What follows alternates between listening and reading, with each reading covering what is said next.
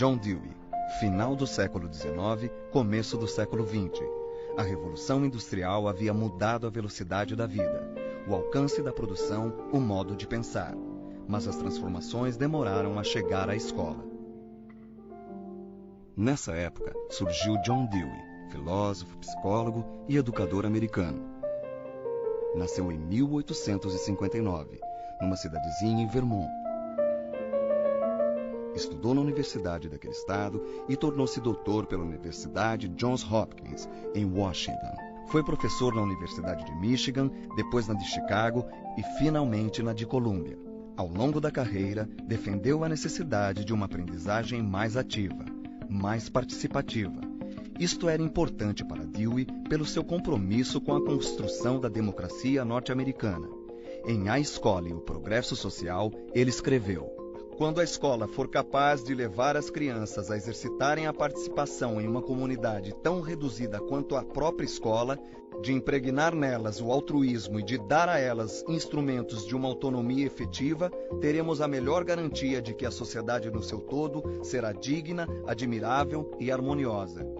O pensamento de John Dewey refletiu o pensamento liberal e a luta pela formação da democracia americana. Para ele, o aprendizado só se dá quando ideias são compartilhadas, e isso só é possível num ambiente onde não há barreiras à livre expressão do pensamento. Era por isso que não acreditava na escola de então, em que cabia ao aluno receber passivamente o conhecimento. Para Dewey, cabe ao aluno aprender a protagonizar na escola e no futuro como cidadão na democracia. É pela experiência, pela atividade e pela iniciativa que a criança realmente aprende. E quando adulto, participará. Ou seja, é necessário partir de um problema sentido pelos alunos, analisar esse problema, pensar em alternativas de resolução, experimentar várias possibilidades e, finalmente, agir como prova final da solução.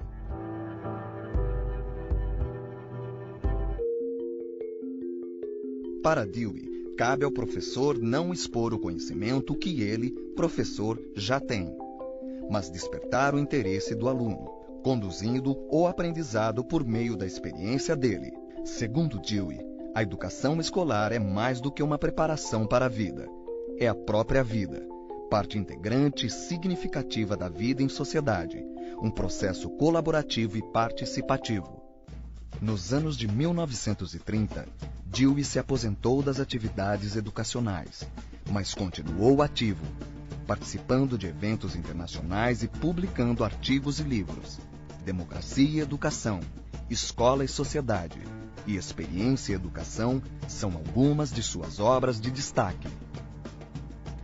John Dewey morreu em 1952, aos 93 anos. Após influenciar muitos pensadores, entre eles o baiano Anísio Teixeira e o paulista Fernando Azevedo.